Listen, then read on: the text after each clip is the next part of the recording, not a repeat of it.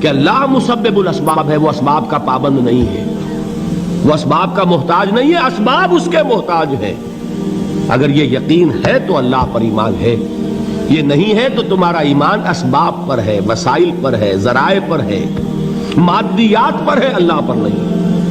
اس وقت کہاں راستہ تھا؟ کوئی راستہ تھا؟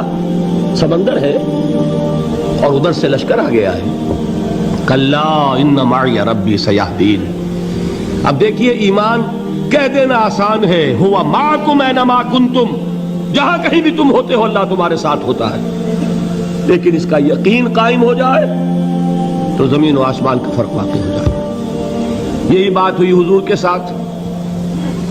غار ہے، چھپے ہوئے ہیں محمد رسول اللہ اور آپ کے وہ یار غار ابو بکر صدیق رضی اللہ تعالی عنہ۔ اقبال نے حضرت ابو بکر کی شان میں چند اشعار کہے صرف، لیکن واقعہ یہ ہے کہ بھاری بھاری نظموں پر اور قصیدوں پر بھاری ہے، طویل ترین نظمیں اور قصیدے ہوں ان پر بھاری ہے۔ ہمتیں ابو بکر کی ہمت جو ہے، کشت ملت را جو ابر، جیسے بارش سے کھیتی اپجتی ہے، ابو بکر کی ہمت اور عزیمت اس امت کو اسی طرح سینچنے والی ہے۔ ثانیے اسلام و غار و بدر و قبر، وہ دوسرے تھے اسلام میں، دوسرے پہلے کون تھے؟ انا اول المومنین، حضور فرماتے ہیں سب سے پہلا ایمان لانے والا میں، دوسرے ابو بکر۔ ویسے ہمارے ہاں یہ چلتا ہے اختلاف، حضرت علی پہلے ہیں کہ حضرت ابو بکر پہلے ہیں، لیکن اس میں بڑی خوبصورت تطبیق قائم کی ہے علماء نے اور بہت صحیح ہے۔ چار کے بارے میں فیصلہ ہی مت کرو کہ کون پہلے ہے، ان کی ایک عجیب تقسیم کر دی ہے۔ آزاد مردوں میں، بالغ مردوں میں سب سے پہلے ابو بکر، بچوں میں سب سے پہلے علی، خواتین میں سب سے پہلے خدیجہ، اور غلاموں میں سب سے پہلے زید ابن حارثہ۔ بڑی پیاری تقسیم ہے، یہ چاروں ہی پہلے ہیں، ہر ایک کے لیے اولیت ہے۔ اور واقعہ یہ ہے کہ اگر زمانی اعتبار سے تعین ہوگا تو پہلے خدیجۃ الکبریٰ آئیں گی رضی اللہ تعالی عنہ۔ کسی اور سے بات کرنے کی نوبت بعد میں آ سکتی ہے، پہلے تو اہلیہ محترمہ سے بات ہوئی، آتے ہی پہلی وحی ہوئی ہے، ابھی تبلیغ کا حکم نہیں تھا۔ کس کو بتایا واقعہ؟ ابھی اپنی نبوت کی تبلیغ کا تو حکم ہی نہیں آیا۔ واقعہ کس کا ہے؟ وہ خدیجہ کا ہے۔ جب کہا ہے کہ خشیت علی نفسی، مجھے اپنی جان کا اندیشہ ہے، تو کیا جواب دیا خدیجہ نے رضی اللہ تعالی عنہا؟ وہ صدیقۃ الکبریٰ ہے۔ صدیقات جو ہے خواتین، ان میں چوٹی پر خدیجۃ الکبریٰ ہے رضی اللہ تعالی عنہا، اور صدیق جو مرد ہیں ان میں صدیق اکبر ہے ابو بکر صدیق رضی اللہ تعالی عنہ، لیکن صدیقات میں چوٹی پر۔ جب حضور نے فرمایا خشیت علی نفسی، کیا فرمایا؟ کیا عرض کیا؟ کیسے تسلی دی؟ نہیں نہیں، اللہ آپ کو ضائع نہیں کرے گا، آپ غریبوں کے ہمدرد ہیں، آپ مساکین کے تکالیف رفع کرنے والے ہیں، آپ بیواؤں کی سرپرستی کرتے ہیں، آپ مسافروں کی خدمت کرتے ہیں، اللہ آپ کو ضائع نہیں کرے گا۔ یہ یقین ہے اس خاتون کے اندر۔ خیر وہ ایک علیحدہ بات ہو جائے گی۔ میرے دل پر حضرت خدیجہ رضی اللہ تعالیٰ عنہ کی شخصیت کا بڑا گہرا نقش ہے، جو وہ کوئی اور ہی وقت اور موقع ہوا تو بیان ہوگا۔ بہرحال اقبال نے ایک مصرے میں جو چار اولیتیں جمع کر دی ہیں، ہمتیں کشت امت را چو ابر، ثانی اسلام و غار و بدر و قبر۔ اسلام میں حضور کے بعد پہلے کون؟ ابو بکر۔ غار میں حضور کے ساتھ کون؟ ابو بکر۔ بدر کی رات اللہ کا رسول سر بسجود، وہ جھاڑ، وہ گھاس پھوس کی جو جھوپڑی بنائی گئی تھی، اور وہاں تلوار ننگی لے کر پہرا دینے والا کون؟ ابو بکر۔ اور اس حجرہ عائشہ میں محمد کے بعد سب سے پہلے دفن ہونے والا کون؟ ابو بکر رضی اللہ تعالی عنہ صلی اللہ علیہ وسلم۔ وہ جو معاملہ میں سنا رہا تھا غار ثور کا، حضرت ابو بکر بھی حضور کے خیال سے لرز گئے ہیں. آپ کو یاد ہوگا کہ جا کر پہلے تمام جتنے سوراخ تھے انہیں بند کیا ہے. ایک سوراخ رہ گیا تھا جس کو بند کرنے کے لیے کوئی کپڑا نہیں تھا. وہاں اپنی ایڑی رکھی ہے. تب کہا ہے حضور سے تشریف لائیے, اور اپنے زانو پر حضور کو لٹایا ہے. اور وہاں کسی موذی جانور نے کاٹا ہے. حضور کی آنکھ لگ گئی تھی. اس وقت اس بل کے اندر جو بھی بچھو ہے کیا ہے واللہ عالم, اس نے کاٹا ہے. اس کی تکلیف کی وجہ سے ابو بکر کی آنکھوں سے آنسو ٹپک گئے. حضور کے چہرے مبارک پر پڑے ہیں تو حضور جاگے ہیں, معاملہ کیا ہے. ایڑی نہیں ہٹائی وہاں سے, مبادا وہ جانور وہاں سے نکل کر محمد الرسول اللہ کو کوئی گزن پہنچا دے. ابو بکر کی ایڑی ہے, جس طرح چاہے کھا لے, ختم کر دے, جان نکل جائے تب کوئی آنچ آئے محمد پر تو آئے, لیکن جیتے جی نہیں. وہ ہے ابو بکر حضور کے خیال سے. اس وقت حضور نے پھر اپنا لعاب دہن لگایا ہے اور اس سے پھر آپ کی تکلیف ختم ہوئی. جیسے خیبر میں حضرت علی کی آنکھ دکھ رہی تھی, اس کو جو شفا حاصل ہوئی ہے وہ بھی حضور کے لعاب دہن سے ہوئی. تو بہرحال اس وقت انہوں نے کہا ہے کہ اے نبی یا رسول اللہ, اگر اس وقت ان میں سے کسی نے غیر ارادی طور پر بھی اپنے قدموں کی طرف جھانک لیا تو پکڑے جائیں گے.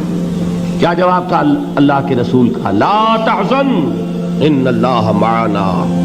اللہ ہمارے ساتھ ہے, کیوں گھبراتے ہو ابو بکر. یہ ہے ایمان باللہ, میرا مالک اللہ, میرا رازق اللہ, میرا محافظ اللہ, میرا مددگار اللہ, میرا پشت پناہ اللہ, میرا دوست اللہ. یہ دوستی ہے اللہ کی جو لب لباب ہے, حاصل ہے ایمان کا. اسی کا نام ولایت ہے. اولیاء اللہ کے سروں پر سینگ نہیں ہوتے. جس کے دل میں ایمان راسخ ہو چکا ہو وہی اللہ کا ولی ہے. جسے اللہ پر یقین ہو چکا ہے وہی اللہ کا ولی ہے. جسے یقین ہے اللہ میرے ساتھ ہے, میرا مددگار, میرا پشت پناہ, میرا ساتھی, میرا دوست, میرا محبوب, میرا محب. اللہ اہل ایمان سے محبت کرتا ہے. واللہ یحب الصادقین. ان اللہ یحب الذین یقاتلون فی سبیلہ صفا کانہم بنیان مرصوص.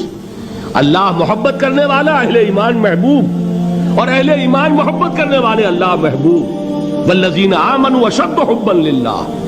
آپ تصور کیجئے جسے یہ رشتہ ایمان یا رشتہ ولایت حاصل ہو جائے, الا ان اولیاء اللہ لا خوف علیہم ولا هم یحزنون. آگاہ ہو جاؤ, اللہ کے دوستوں کے لیے نہ کوئی خوف ہے نہ کوئی حزن ہے. اور میں بیان کر چکا تھا, خوف اور حزن کے خاتمے ہی کا نام امن ہے. زوال خوف, زوال حزن. یہ خوف اور حزن کیوں آتے ہیں بار بار؟ اللہ تخافوا ولا تحزنوا, دونوں آ گئے. الا ان اولیاء اللہ لا خوف علیہم ولا هم یحزنون, پھر وہی دو. وہ کیوں ہے؟ خوف ہوتا ہے کسی مستقبل کی بات کا, یہ نہ ہو جائے, وہ نہ ہو جائے, یہ نقصان نہ پہنچ جائے, یہ تکلیف نہ ہو, یہ غضب نہ آ جائے. خوف ہے مستقبل سے. حزن ہے یہ کیوں ہوا, یہ نہیں ہونا چاہیے تھا, یہ میرا فلاں چیز میرے ہاتھ سے جاتی رہی ہے, فلاں موقع نکل گیا, اب بیٹھے ہوئے ہیں اندر ہی اندر کڑ رہے ہیں, صدمہ ہے اور رنج ہے. اور جو اللہ پر ایمان رکھتا ہے وہ جانتا ہے ما اصاب من مصیبت فی الارض ولا فی انفسکم الا فی کتاب من قبل ان نبرأها ان ذلک علی اللہ یسیر لکی لا تعصوا علی ما فاتکم ولا تفرحوا بما آتاکم واللہ لا يحب کل مختال فخور. اس زمین میں یا تمہاری جانوں میں کوئی تکلیف, کوئی مصیبت نہیں آ سکتی سوائے اس کے کہ جو اللہ نے لکھ دی ہو, اس سے پہلے کہ وہ ظاہر ہو. جس کو یہ حقیقت معلوم ہو گئی اس کو یہ طرز عمل اختیار کرنا چاہیے. جو چیز چھن جائے, جاتی رہے, چھوٹ جائے, اس پر افسوس نہ کرو. کس نے چھینی؟ دوست نے. دوست کے فیصلے پر شکایت. دوستی کو بٹا لگا رہے ہو, سرے تسلیم خم ہے جو مزاج یار میں آئے.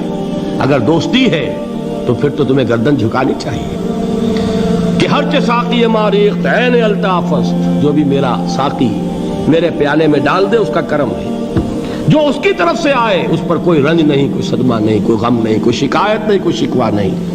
اور جو ہوگا وہ اس کے اذن کے بغیر نہیں ہوگا, اور اس کا اذن ہوگا تو یقیناً میرے لیے خیر ہی خیر ہے, چاہے وہ ناگوار شے ہو, بظاہر مجھے اچھی نہ لگ رہی ہو، میری شارٹ سائٹڈنس میں مجھے وہ نظر آ رہی ہے کہ میرے لیے بری ہے، لیکن قرآن نے کہا ہے عسیٰ ان تکرہوا شیئا وہو خیر لکم وعسیٰ ان تحبوا شیئا وہو شر لکم واللہ یعلم وانتم لا تعلمون۔ ہو سکتا ہے تم کسی چیز کو ناپسند کرو درحال ہے کہ اسی میں تمہارا خیر ہو، اور ہو سکتا ہے تم کسی چیز کو پسند کرو درحال ہے کہ اس میں تمہارا شر ہو۔ اللہ جانتا ہے، تم نہیں جانتے۔ جب مجھے یہ بات معلوم ہو گئی، میں نے اپنا معاملہ اللہ کے حوالے کیا۔ سپردم بے تو مایا خیش را تو دانی حساب کم و بیش را، اے رب جو تو چاہتا ہے وہ ہو، تیرے علم میں جو شے میرے لیے خیر ہے وہ ہو جائے، میری کوئی پسند نہیں، میری کوئی چاہت نہیں، یہ ہے راضی برضائے رب۔